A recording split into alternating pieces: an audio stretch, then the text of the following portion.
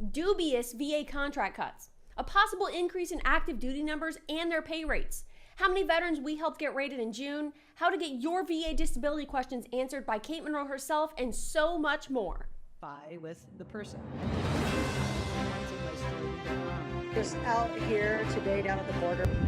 If you look back in history, when we're Is a powerful force. We have helped put almost $2 billion in veterans' pockets, and it never seems to be enough.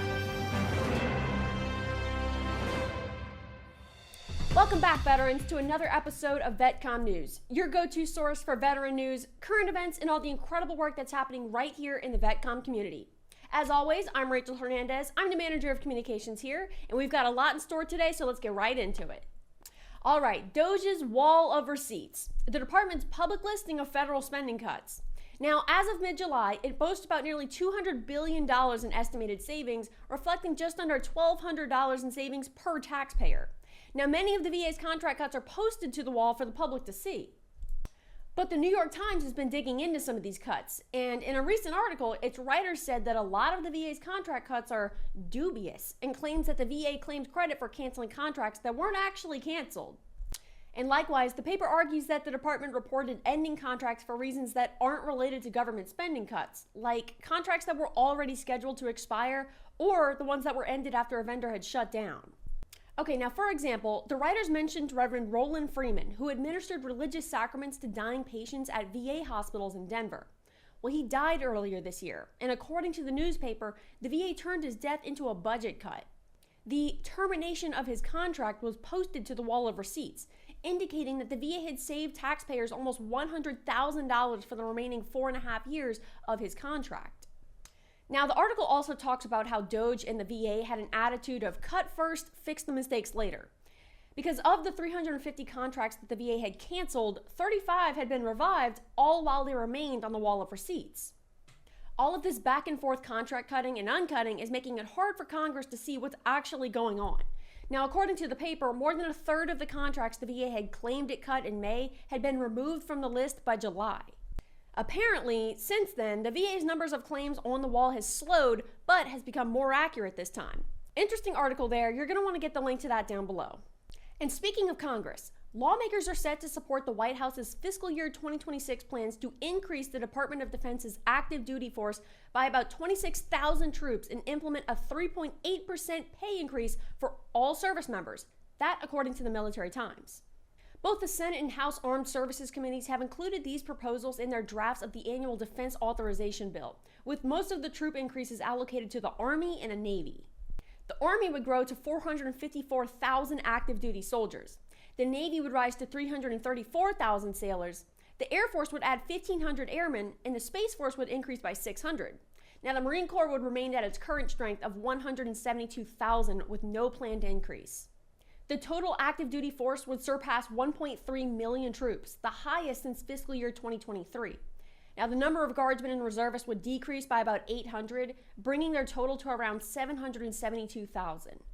This expansion follows recent positive recruiting trends, with all active duty branches meeting their year-end recruiting targets.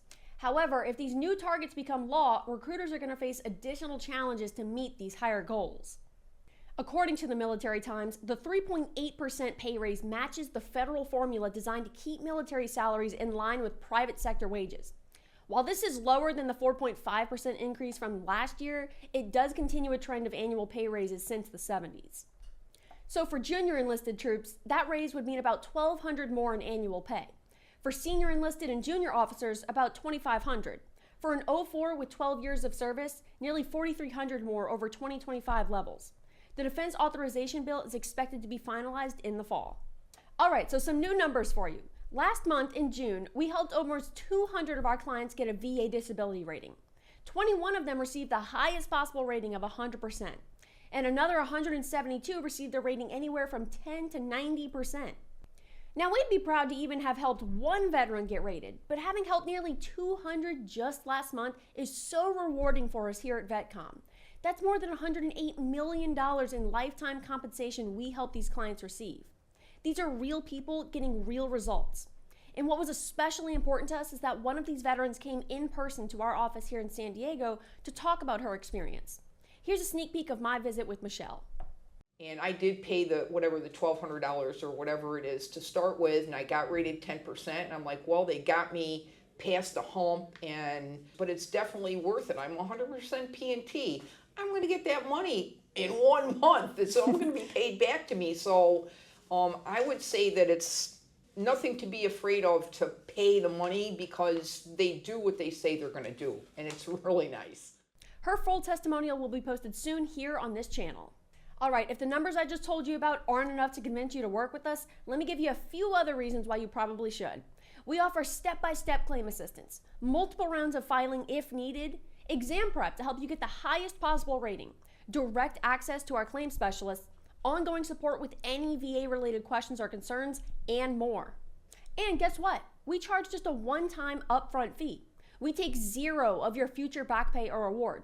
You keep every single cent you get from the VA. And the entire VETCOMM team is right here in the United States, and many are veterans ourselves. Stop waiting and start rating. Now it's your turn. Visit VETCOMM.us right now to get started. And one more thing. We offer completely free claim reviews, so there's really no reason why you don't want to give us a call. You served your country, now let VETCOMM serve you. And listen up if you've got questions about VA disability claims. VETCOMM CEO Kay Monroe herself is going live every Thursday at 3:30 Pacific time on all VETCOMM US social media platforms to answer your questions about VA disability claims. This is totally free, so you don't want to miss this opportunity to ask Kate your questions directly. All right, thanks so much for watching, guys. VETCOMM News drops every Thursday, but we post a ton of other great informational content right here on this channel, so you're going to want to make sure that you like, share, and subscribe. I'm Rachel Hernandez. This has been VETCOMM News. We'll see you next time.